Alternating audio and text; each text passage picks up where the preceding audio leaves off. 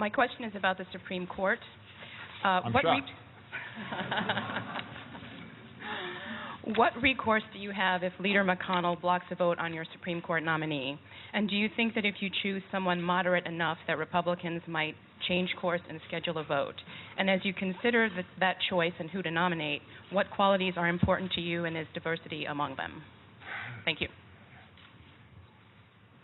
First of all, I want to reiterate heartfelt condolences to the Scalia family. Obviously, Justice Scalia and I had different political orientations and probably would have disagreed on the outcome of certain cases, but there's no doubt that he was a giant on the Supreme Court, helped to shape the legal landscape.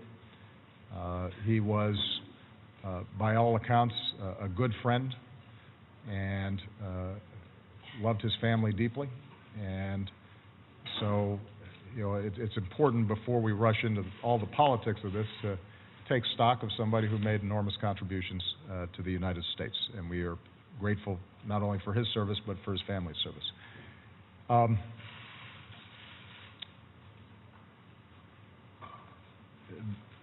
The Constitution is pretty clear about what is supposed to happen now. When there is a vacancy on the Supreme Court, the President of the United States is to nominate someone. The Senate is to consider that nomination, and either they disapprove of that nominee or that nominee is elevated to the Supreme Court. Historically, this has not been viewed as a question. There's no unwritten law that says that it can only be done on off years. That's not in the constitutional text. I'm amused when I hear people who claim to be strict interpreters of the Constitution suddenly reading into it a whole series of provisions that are not there. There is more than enough time for the Senate to consider in a thoughtful way the record of a nominee that I present and to make a decision. And with respect to our process, we're going to do the same thing that we did with respect to Justice Kagan's nomination and Justice Sotomayor's nomination. We're going to find somebody who is an outstanding legal mind, somebody who cares deeply about our democracy and cares about rule of law. There's not going to be any particular position on a particular issue that determines whether or not I nominate them, but I'm going to present somebody who indisputably is qualified for the seat, and any fair-minded person, even somebody who disagreed with my politics, would say would serve with honor and integrity on the court. Now, part of the problem that we have here is we've almost gotten accustomed to how obstructionist the Senate's become when it comes to nominations. I mean, I've got 14 nominations that have been pending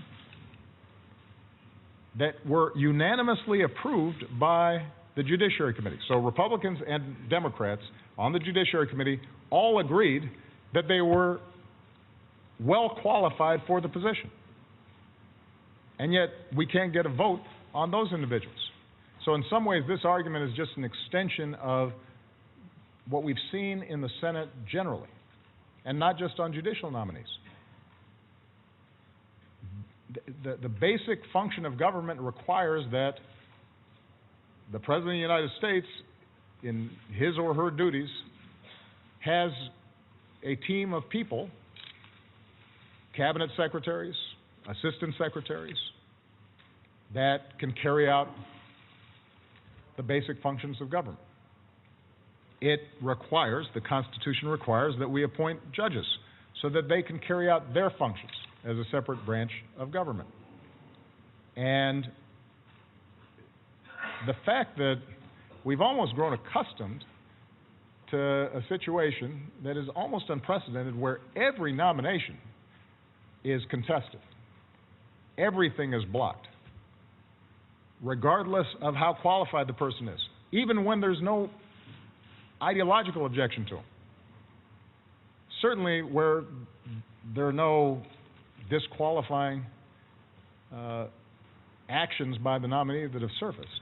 The fact that it's that hard that we're even discussing this is, I think, a measure of how, unfortunately, the venom and rancor in Washington has prevented us from getting basic work done. Now, this would be a good moment for us to rise above that. I understand the stakes.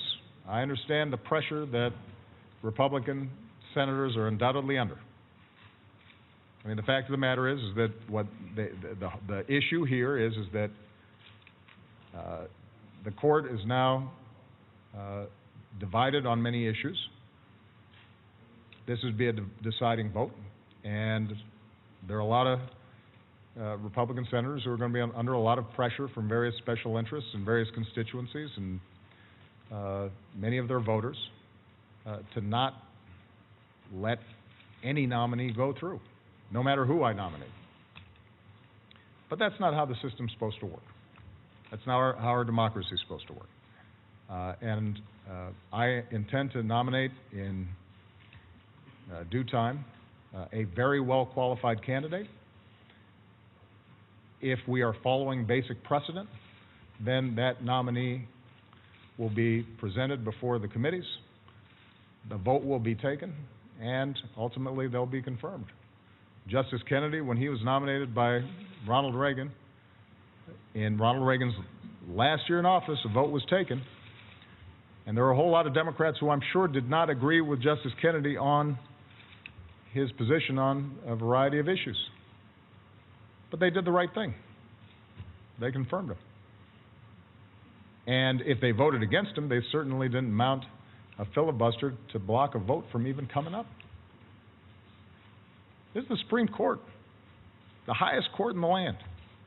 It's the one court where we would expect elected officials to rise above day-to-day politics.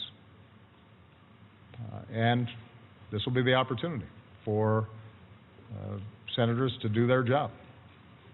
Your job doesn't stop until you're voted out or until your term expires. I intend to do my job between now and January 20th of 2017. I expect them to do their job as well.